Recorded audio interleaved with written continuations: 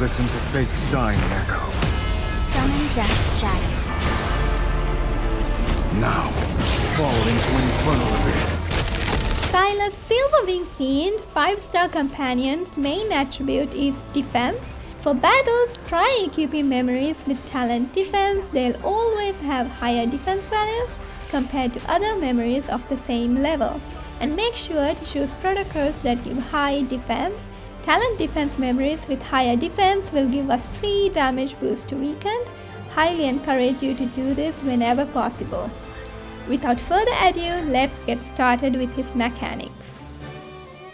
All 2.0 companions have a special skill. For Silverwing Fiend, to unlock his special skill, we have to fully accumulate Blood Essence. So, how do we accumulate Blood Essence? There are multiple ways to accumulate Blood Essence. In summary, all skills other than the active skill and the Ardent Oath will let us accumulate Blood Essence. There is also the Rose Mark that Sylus grants us upon entering the battle. It is consumed by the charged attack to deal AoE damage. This lets us gain more Blood Essence points than for a normal charged attack.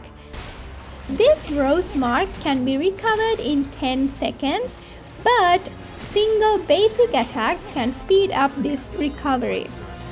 Here are all the ways to accumulate Blood Essence.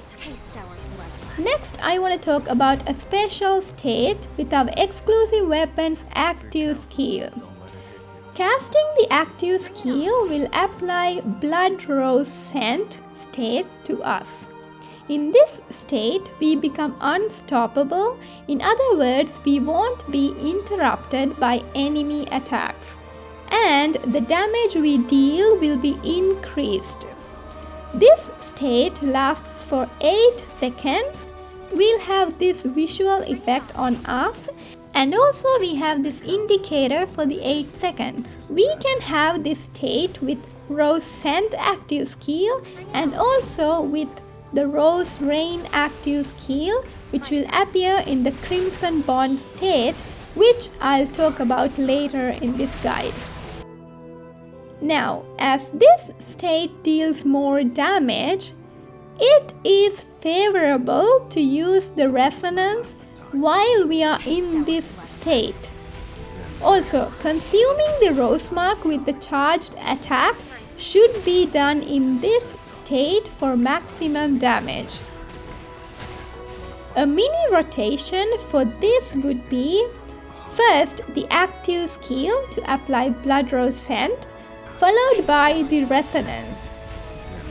Just so you know, the active skill Rose Scent does not deal damage to enemies as it doesn't have a damage equation. The only thing it does is give us the Rose Scent state. So we are not losing anything casting the resonance right after casting the active skill. Just make sure you have enough energy chargers to do this. And then make sure you have the Rose Mark. If you don't have the Rose Mark recovered, use basic attacks to recover it quickly. Once you have it, use the charged attack. Remember, you have to do all this while in the Bloodrose Scent state. You have to be quick following these steps. Also, use the support skill when possible.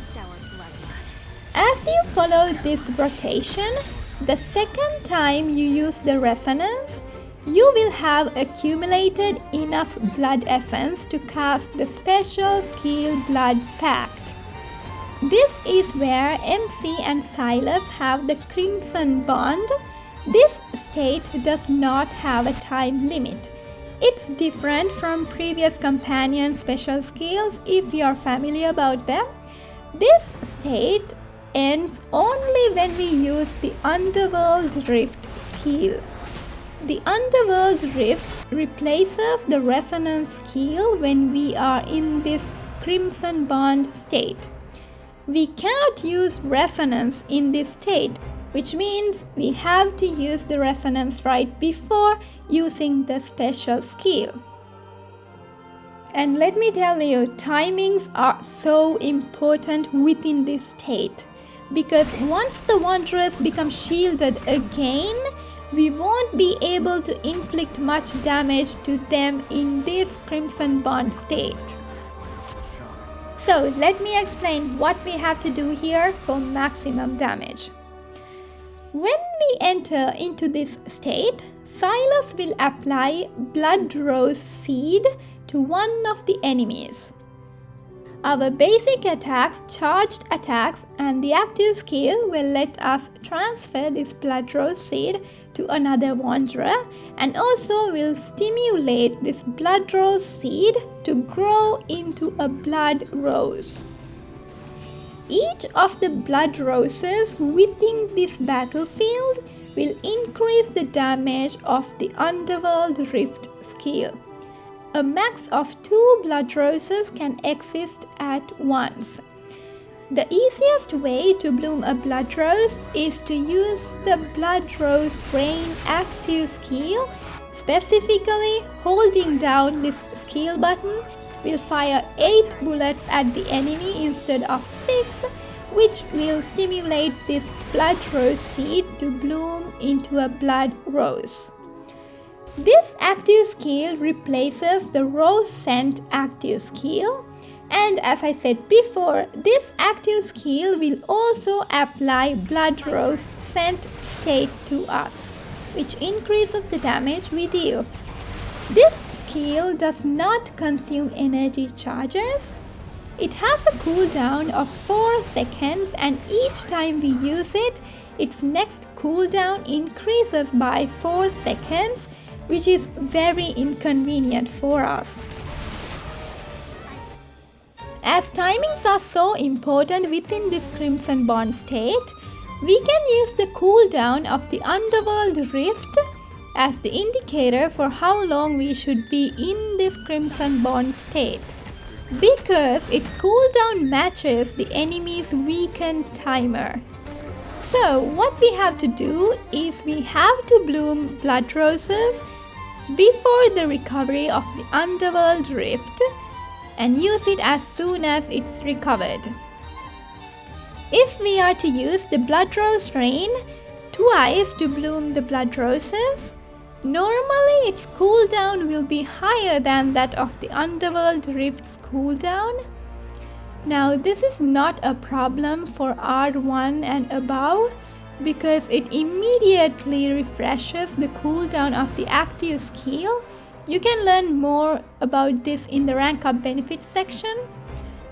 This lets us use the active skill Bloodrose Rain 2 times before the recovery of the Underworld Rift.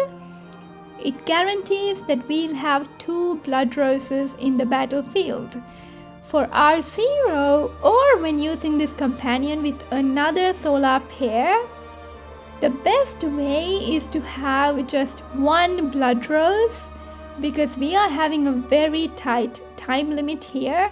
Even if we can bloom another Blood Rose, we should not go over the cooldown of the Underworld Rift for maximum damage, because once the Wanderers recover their shields, we can't deal much damage.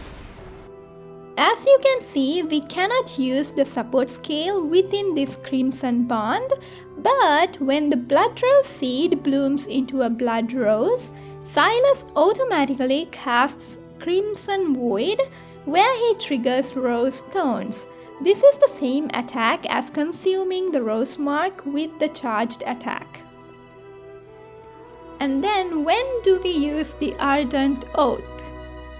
I advise you to use the Ardent Oath while we are in the Bloodrose Scent state. It can be in the Crimson Bond state or outside it. Either way is fine.